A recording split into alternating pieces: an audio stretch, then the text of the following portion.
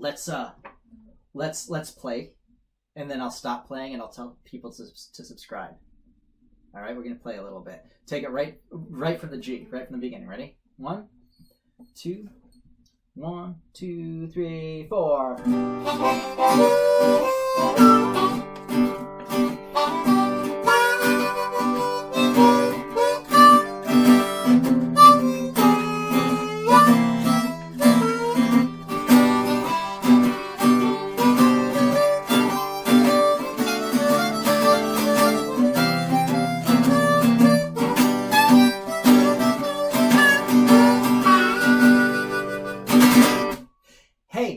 Before you go on, can you do us a favor and hit that subscribe button? It really helps us. All right, let's get on with our lesson. Hi everybody, Steve the musician here, and I have my guitar playing son Wesley with me, and he's going to help us out today. I always highly recommend a guitar playing son when you need somebody to play background music for you while you're trying to play a blues or anything else on your harmonica. It's great to have your guitar playing son or a very patient friend, or I'm going to put a link in the description below so that you can use some backgrounds that are online. YouTube has loads and loads and loads of backgrounds that you can play with. They call it backing tracks. But we have even better, which is Wesley, who is actually he's 9 years old as we record this. He's the guy I've been calling to help me when I have to play in front of a crowd. Much nicer to have your son play with you, huh? So today what we're going to do is we're going to talk about, this is our second harmonica improvisation class, and we're going to discuss how to play a blues solo, how to improvise a blues solo. Hopefully by now you have followed lesson 1, you've done a good bit of listening, you have looked at my that guitar theory lesson. If not, I suggest you stop this and go do that. We'll put a link in the description to that too. But without any further ado, we're going to get started in how to do this. So here we go. Let us switch views right now. All right. This right here is a blues in G. And I got this idea of using a table, by the way, from the great harmonica teacher and player and PhD, Adam Gusso. So I want to give credit where credit is due. This is just brilliant that he does it this way. What these are chords. Now, if you don't know what chords are, don't worry. We're going to sort of deal with that today. Each of these are 4 beats. And this is a standard pattern of chords in what is called a 12-bar blues. By the way, today I am using a C harmonica, which I'll be using on all of these, and it is in 2nd position, which puts us in the key of G. If you don't know what that is, you might want to pause the video and hunt down some videos on what that means. Maybe in the future we'll do a lesson on that, but that's not what we're doing today. All right, what I want you to do is to first off get a general idea of what this sounds like. So I'm going to have Wes here play us a nice slow blues in G. I'm going to start counting off, and he's going to, I'm going to show you where he is when he plays. So we're going to start just right here on the G chord, the 1 chord, Wes. Ready? 1, 2, 3, 4. Now we're here. Good. And now he's here. Now he's going down to the C chord. Good. Chord. Good. Now to our D, and our C, and our G, and then our D. Good. Okay, that's good enough for now there, Wes. And he just ended on a G to make it sound like it ended, which is good. Now, so this is what's going on in the music. We've got our G chord, which establishes what our key is, the key of G. It then moves away from the G to a C to give our ears a little bit of tension and to make it interesting. It brings it back to the G chord. We then go to the D, and that's job is to create the most tension. It makes our ears really want to hear a G again. It then goes to the C, keeping it more interesting, to the G, and then if you're repeating, you go to a D. Most of the time you're going to be going to a D. And the reason you go to this D is it makes your ears desperately want to hear this G again. If you were to be at the very, very end of your playing, instead of a D here, or in addition to a D, you'd stick a little G chord, like what Wesley did. Okay, so that is what's going on in the blues in the background. Your backing band or your backing track are playing this. There are different alterations of this, but this one right here is the standard, the most common, the one that you really want to have memorized. Okay, now, I really love this table because it outlines what a blues solo typically sounds like at the most basic level. And by the way, even the advanced players are masters of the most basic level. In blues, you want to think of your solo as being a question, that question asked again, and some kind of an answer to the question. What do I mean by that? As Wesley's playing G here, I am using my harmonica to ask a question. For instance, I might do something like this. That's a question. Okay? As he starts to play the C into this line, I'm going to ask that question again, and I may ask it exactly the same way, but I'm likely to maybe add a little bit to it. Okay? Here on this last line, I am answering my question.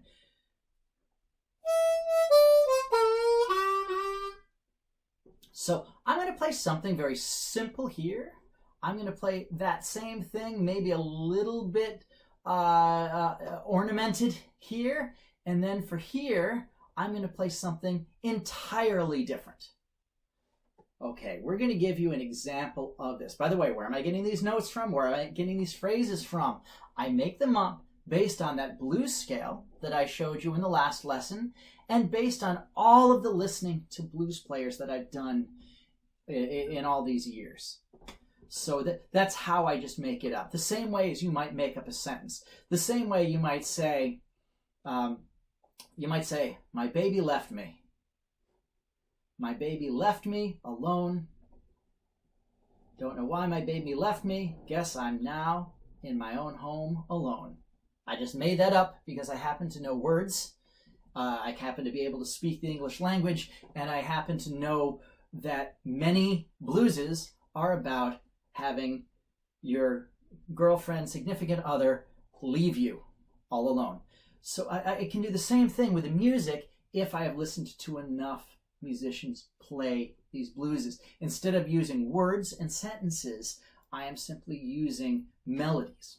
All right, so Wesley and I are going to give you an example of this. We're going to go through it, I think, once for right now. And what he's going to do is he's going to start on the 5. So he's going to give us an introduction. He's going to start here. He's going to play through to here, and then he's going to go back to the beginning. I am going to give you an example of this. I am making this up right now. I'm not exactly sure what I'm going to play. Whatever it is, it's going to be very, very simple, just to give you an idea. And by the way, there is no shame in simplicity. If you notice, I told you guys to listen to Miles Davis's Kind of Blue Freddie Freeloader solo, and the first chorus of that solo is simple as it gets. So we're going to do it slower than you did the last one, Wes, just to help everybody at home. So I'm going to count you off very slowly, and we'll start on this D. 1, 2, 3, 4.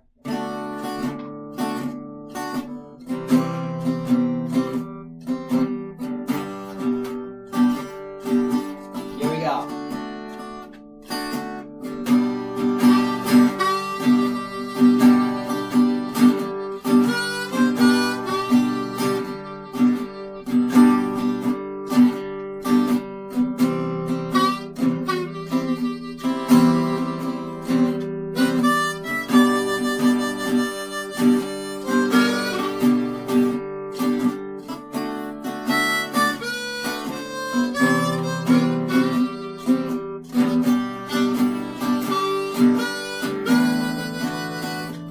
Excellent. Okay, so you guys see what we did there. If this jumped around a little bit, by the way, I was doing a terrible job for a little while showing you where we were. Sorry if I wasn't exactly on it. But you heard what I did. I played something very, very, very, very simple. I played almost that same thing again, but with a little bit of ornamentation, and then something entirely different. A technique I do often use, by the way, is I will go up in pitch in the beginning, and then for the last one, I'll go down. Or I might do the opposite of that, where I'm going down in pitch, and then here, and then go up. It's a simple technique. So we're going to give you an example. We're going to go through 3 choruses. How about that? We'll do 3 choruses? Okay. Thank you. And I'm just going to give you some examples of how to do this. Again, I am making this up as I go. I'm playing one-handed so I can move my mouse, so forgive me if things get a little weird. The one thing I'm going to add is that I'm going to start simple, and then I'm slowly going to build. So for my first chorus, it's going to be the most simple thing that I can come up with. I'm going to try to fancy it up a little bit for my second chorus, and I'm going to try to get the most fancy and intense for the third. So here we go. Let's do it. Okay, we're going to start again on the D. Let's go just a little faster this time. Okay. So I'll count you off to 1, 2, 1, 2, 3, 4.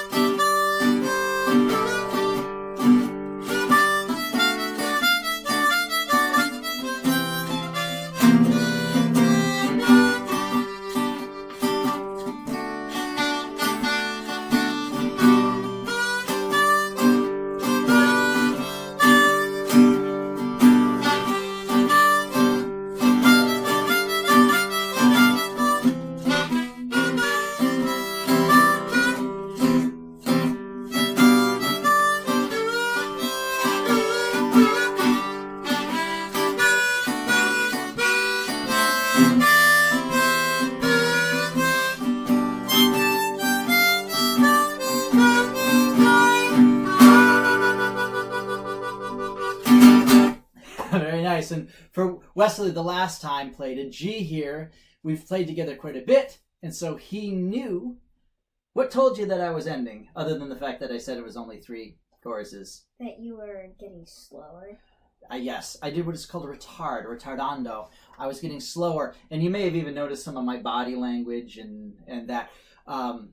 So what he did was he also, with me, did a retardando, slowed down, and helped make that little ending. I hope this helped everybody. This is the very, very basics of this. But it'll give you good results. You think to yourself, I'm asking a question, or perhaps you might think to yourself, I'm making a complaint. I am asking it in a slightly different way, or I am making a complaint in a slightly different way.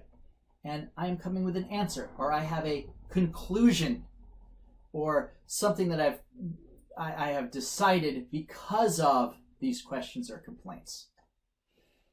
Folks, if this has helped you, if you would do me a favor and subscribe, it really helps us. We are working towards, right now as I record this, getting to 1,000 subscribers, and that would really be cool. Hey, with Wesley on the recording, you can't go wrong, so subscribe. Folks, I've got more coming in the future. Please, if you have questions, feel free to put them in the comments or find me at Steve the Musician on Facebook. I'm also on Patreon, so we'll make sure we give you the link to that. And we have some benefits at some of the different tiers in Patreon. Can't wait to see you next time. Keep practicing.